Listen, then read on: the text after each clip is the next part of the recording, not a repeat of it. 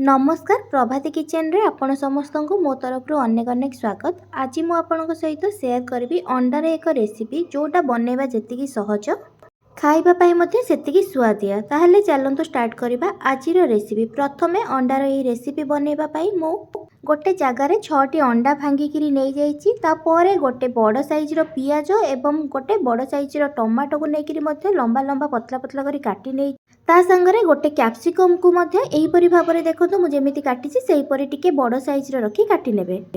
मु एठारे 6टी अंडा नेछि। आपण जेतिकी चाहिबे अंडा कम अधिका करी मते नै परिबे। एबे सेही अंडा रे गोटे चम्मच लूण, गोटे चम्मच एठारे मु गोलमरीच गुंड देइछि।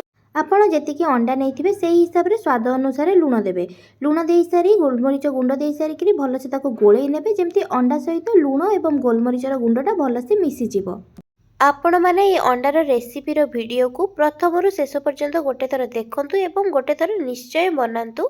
आपण को भल लागिबा सहित घरे मध्ये समस्त को बहुत पसंद आसीबो। आउ खास करी जाको अंडा खाइबा पई भल लागि थाए तांको तो ये रेसिपी निश्चय बहुत पसंद आसीबो। एबे देखंतु मो अंडा को भल से गोळेई नेछि लूण एवं गोलमरीच रे। एबे मु गोटे कड़ाई गरम करी नेछि। कड़ाई भल से गरम हे सारिबा परे मु एटारे सोरिष तेल देइछि। 2टी बड़ चम्मच रे सोरिष तेल जेतिकी हबो सेतिकी मु सोरिष तेल देइछि। आमिष बनैबा टाइम रे सब बेले सोरिष तेल यूज करिवे। जदि सोरिष तेल देउछन्ती ताहाले तरकारी रो टेस्ट बेसी भल आसी थाए। एबे सोरिष तेल गरम हे सारिबा परे भांगी के रखिथिबा अंडा को कड़ाई रे मु देइ देइछि। एबे अंडा को 1 ରୁ 2 मिनिट छाडी देबे जेमति अंडाटा टिके ऑमलेट टाइप रो हेइ जिवो। गैस को मीडियम फ्लेम रे रखिकिरी अंडा को 1 ରୁ 2 मिनिट रखिनबा परे मु ताको उल्टेई नेछि। आर साइड उल्टेई नबा परे एबे अंडा को आमे जो परी भुजिया बनाए सेही परी टिके बड़ बड़ खंड रे काटी नबा। एही अंडार तरकारी बनैबा पई अंडा को बेसी छोट छोट करी भांगीबानी टिके बड़ रखिकिरी भांगीबा जेमति कि तरकारी रे देखिबा पई एवं खाइबा पई भल लागिबो। एबे अंडा को टिके बड़ साइज रे रखिकिरी मु एठारे भांगी नउछि। आपण माने वीडियोटी को आरंभ रु शेष पर्यंत देखंतु। जदि वीडियोटी भल लागिबो ताहाले लाइक सहित शेयर करि नेबे। आउ जदि मो चैनल रे नुआ थिबे ताहाले सब्सक्राइब करि नेबे। सब्सक्राइब करबा सहित पाखरे थिबा छोटो बेल आइकन को क्लिक कर देबे जहा द्वारा मु नेक्स्ट जहा भी वीडियो अपलोड करिवि ताहार नोटिफिकेशन आपण को फोन को आसी जिवो एवं आपण जाई वीडियोटी को देखि परिबे। आपण माने मते कमेंट सेक्शन रे कमेंट करी जणाई परिबे एही परि भाबरे अंडार रेसिपी को आपण केबे बनै छंती कि नाही किंबा आपण को अंडार रेसिपी को परि भाबरे खाइबा पई भल लागि थाए। ता सहित आपण माने अंडा को को परि भाबरे बनांती सेटा आपण कमेंट सेक्शन रे मते निश्चय जणाई परिबे।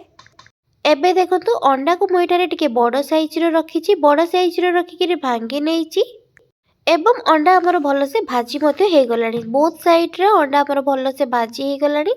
एबे मु ए अंडा भजा को गोटे प्लेट को काटी के रखि नेबी। मु एटारे अंडा 6टी नेइथिली। आपण जेतिकी अधिका कम करी मते नेइ परिबे।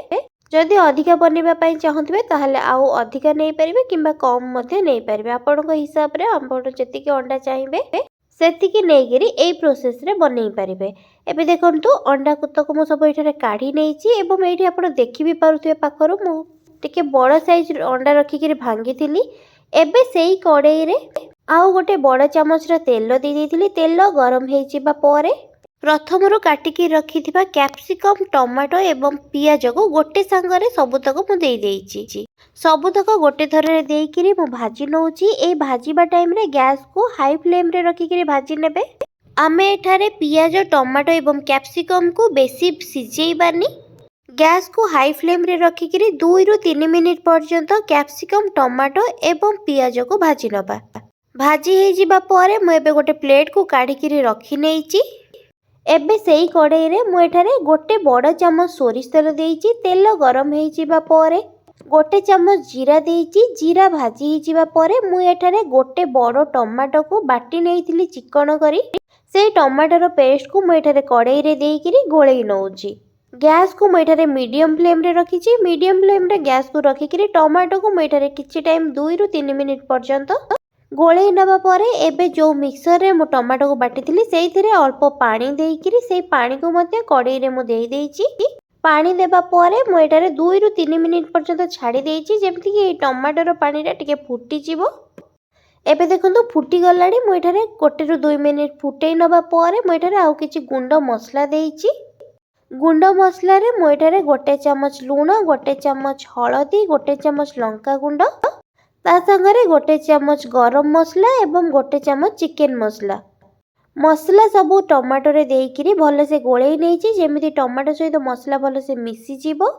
एबे मसला दबा परे गैस को मु एठारे स्लो फ्लेम रे रखी नेइछि। स्लो फ्लेम रे रखी मसला को किछि टाइम पर्यंत कसी नउछि जेमिति मसलाटा कसी हे जिबा सहित मसला रे थिबा बास्ना मध्ये मसला बेसी भलसे कसी हे गले तार बास्नाटा मध्ये कमी जिवो।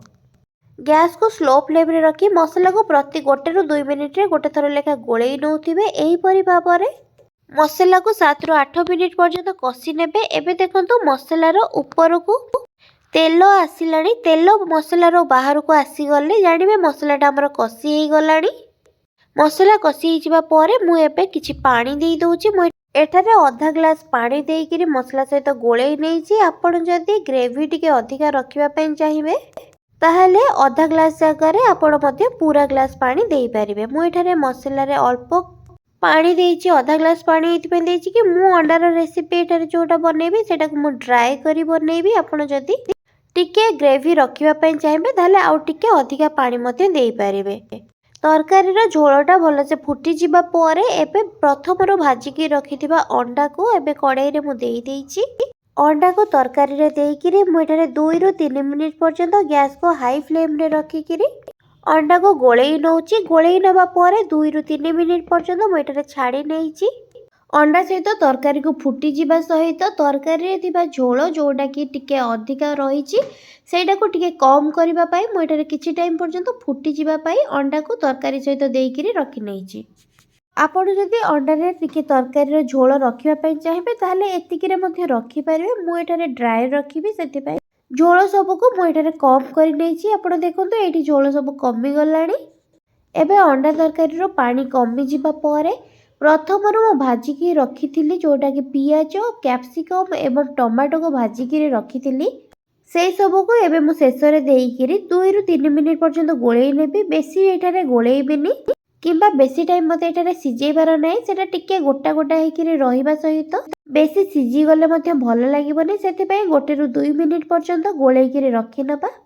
एबे हमर अंडार तरकारी रेडी हे गला। आपण माने एई अंडार तरकारी को पखाळ हेउ किंबा गरम रुटी हो किंबा परोटा कोउथिरे भी खाई परिबे। सबुथिरे खाइबा पई बहुत सुआदिया लागिबो एवं बनेबा मध्ये एतिकी सहज।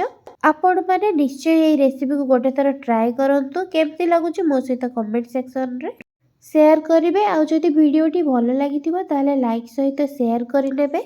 आउ जदि मो चैनल रे नुआ थिबे ताहले सब्सक्राइब मध्ये करि देबे।